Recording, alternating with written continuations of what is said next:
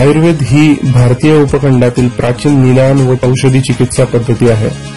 आयुर्वेद व योगशास्त्र हे भारताकडून जगाला एका अर्थाने देणगीच म्हटले तर वावगं ठरणार नाही. प्राचीन काळी उपलब्ध वनस्पती, प्राणीज पदार्थ, सोने चांदी यासारखी खनिज इत्यादी वापरून ही चिकित्सा प्रणाली रूढ झाली. आयुर्वेदाची उत्पत्ती भारतात 5000 वर्षांपूर्वी झाल्याचे म्हटले जाते. आज योग व आयुर्वेदाकडे पाश्चात्य जगाचा कल वाढताना दिसतोय. न्यूयॉर्क स्क्वेअर या अमेरिकेतील प्रसिद्ध ठिकाणी सार्वजनिक योगाचे आयोजन करण्यात आले होते आणि आपण चित्रात बघू शकाल बऱ्याच लोकांनी या योगामध्ये सहभाग घेतला होता. हजारो वर्षांपासून अनुभवसिद्ध अशी ही चिकित्सा प्रणाली मनुष्याच्या विविध आजारांवर यशस्वी ठरलेली आहे. मधुमेह, त्वचाविकार, हृदयविकार, आम्लपित्त, मूत्ररोग, मूळव्याध, मनोविकार, बालरोग, स्त्रीरोग, नेत्ररोग अशा यासारख्या विविध मनुष्यांच्या आजारांवर आयुर्वेद ही चिकित्सा पद्धती यशस्वी ठरलेली आहे. आयुर्वेद हा शब्द कसा बनलाय याच्याबद्दल आपण बघूया. आयुष्यवेद आयुर्वेद. आयुष म्हणजे आयुष्य किंवा जीवन आणि वेद म्हणजे जाणून घेणे, विज्ञान. या दोन शब्दांच्या संयोगातून आयुर्वेद हा शब्द जो आहे तो बनलेला आहे. आयुष्य म्हणजे काय, आयुष्य कसे जगावे, आपले आयुष्य किती आहे, या आयुष्यात हितकारक काय, अहितकारक गोष्टी कोणत्या या संबंधीचे ज्या शास्त्रात वर्णन केले आहे त्याला आयुर्वेद शास्त्र असं म्हटलं जातं. जन्मापासून ते मृत्यूपर्यंतचा जो कालावधी आहे त्यास आयु म्हणतात. या कालावधीमध्ये आपण आपलं शरीर, मन व स्वतःसाठी ज्या गोष्टी करतो त्यांच्याबद्दल जाणून घेणे म्हणजे आयुर्वेद. आयुर्वेद आयुबद्दल संपूर्ण माहिती योग्य पद्धतीने देतो. जर तुम्ही या माहितीनुसार आपले जीवन जगलात तर निरोगी राहता, त्याच्या विरुद्ध जीवन जगलात तर रोगी बनता. यामुळेच आयुर्वेदाला जीवनाचे शास्त्र, सायन्स ऑफ लाईफ असे सुद्धा आपण म्हणू शकतो. जीवनाचे विभिन्न स्तर जसे बाल्यावस्था, तरुणावस्था, वृद्धावस्था, सकाळ, दुपार, संध्याकाळ, रात्र यामुळे होणारे शरीरातील बदल, ऋतूनुसार होणारे शरीरातील बदल, आजारामुळे होणारे शरीरातील बदल, खाण्यापिण्यामुळे होणारे शरीरातील बदल, विहारामुळे होणारे शरीरातील बदल, क्रोध, ईर्ष्या, भय इत्यादीमुळे होणारे शरीरातील बदल, आचार व विचार यांच्यामुळे होणारे शरीरातील बदल, या सर्व जीवनातील महत्वाच्या गोष्टींचे विस्तारपूर्वक वर्णन आयुर्वेद शास्त्रात केले गेले आहे.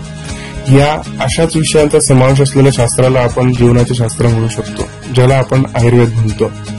जर आपण शुद्ध आयुर्वेद चिकित्सा देणाऱ्या वैद्याकडे म्हणजे डॉक्टरांकडे गेलात तर सुरुवातीला ते आपल्या आजाराबद्दल माहिती विचारतील. त्यानंतर आपल्या जीवनाबाबतीत म्हणजे वरील वर्णन केलेले जे विषय आहेत त्यांच्याबद्दल सुद्धा प्रश्न विचारतील. जसे जेवणात काय काय असते, केव्हा जेवण करता, केव्हा झोपता, मलमूत्र विसर्जन व्यवस्थित होते का, भूक लागते का, इत्यादी इत्यादी. यासारख्या अनेक प्रश्नांवरून आपला आजार समजून घेतात.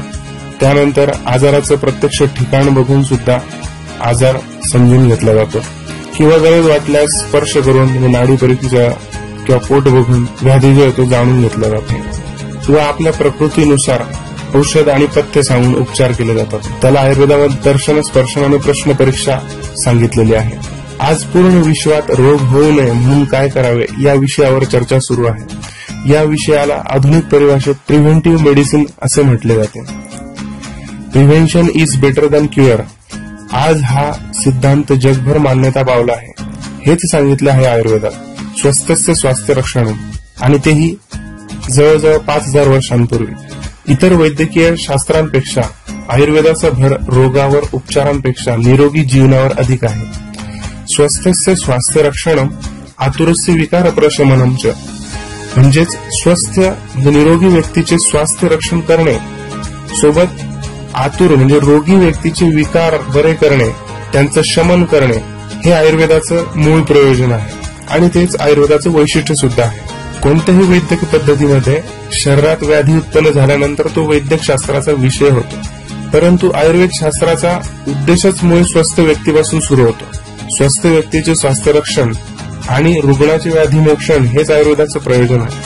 म्हणजे स्वस्थ व्यक्तीने स्वास्थ्य टिकवण्याची पूर्ण काळजी घेतल्यास तो व्याधीग्रस्त होऊच शकत नाही, ह्यावर आयुर्वेदाचा कटाक्ष आहे. उदाहरणार्थ मधुमेह, रक्तदाब हे आजार झाल्यानंतरच आपण डॉक्टरांकडे जातो आणि त्याची ट्रीटमेंट घेतो. परंतु हे आजार होऊ नयेत म्हणून आपल्याला आयुर्वेद शास्त्रामध्ये अतिशय चांगल्या पद्धतीने मार्गदर्शन मिळते. या प्रयोजनानुसारच आयुर्वेदामध्ये प्रत्येक व्यक्तीला त्याच्या प्रकृतीनुसार खाणे पिणे व आचरणाचे नियम सांगितलेले आहेत. दिनचर्या कशी असावी ते सांगितलेलं आहे. ऋतुचर्या ऋतूनुसार कशी असावी तेच त्याच्याबद्दल मार्गदर्शन केलेलं आहे. याप्रमाणे अत्यंत सूक्ष्म मार्गदर्शन आयुर्वेदामध्ये केलेले आहे. आहार कसा घ्यावा, निद्रा म्हणजे झोप कशी घ्यावी, ब्रह्मचर्य मैथुन म्हणजेच सेक्स कसा असावा या संबंधी अत्यंत सूक्ष्म मार्गदर्शन केलेलं आहे. आणि या तिघांना आहार, निद्रा आणि ब्रह्मचर्य यांना आयुर्वेदामध्ये 3 उपस्तंभ असं मानलेलं आहे. आज या सर्व नियमांचे पालन आपण केले तर आजारांपासून संरक्षण प्रिव्हेन्शन करणं कठीण नाहीये. आणि काही अटळ कारणांमुळे जर कधी रोग झालाच तर त्याच्या निवारणार्थ चिकित्सा उपलब्ध आहे. अशा प्रकारे प्रिव्हेन्शन आणि क्युअर अशा प्रकारचे दोन्ही पद्धतीचे वर्णन जे ते आयुर्वेदात केलेले आहे. स्वस्थ व्यक्तीची व्याख्या करताना असं म्हटलं आहे, health is the absence of disease, म्हणजे केवळ रोग नसणे म्हणजे आरोग्य. परंतु सप्टेंबर 1978 मध्ये अल्मा आटा नावाच्या शहरामध्ये वर्ल्ड हेल्थ ऑर्गनायझेशन म्हणजे जागतिक आरोग्य संघटनेचं जे बैठक पार पडली होती त्या बैठकीमध्ये असा निर्णय झाला, केवळ आजार अथवा अपंगत्व यांचा अभाव एवढेच नसून शारीरिक, मानसिक आणि सामाजिक सुस्थिती म्हणजे आरोग्य. आणि हीच व्याख्या आयुर्वेदाने 5000 वर्षांपूर्वी केलेली आहे. किंबहुना जागतिक आरोग्य संघटनेने आयुर्वेदामध्ये असलेली आरोग्याची व्याख्या, स्वस्थ व्यक्तीची व्याख्या हीच 1978 साली अवलंबली. आयुर्वेदामध्ये असं वर्णन केलेलं आहे, समदोष समग्निश्च समधातु मलक्रिया प्रसन्न आत्म इंद्रिय मनः स्वस्थ इत्यविधीयते. आचार्य सुश्रुतांच्या सुश्रुत संहितेमधला हा श्लोक आहे.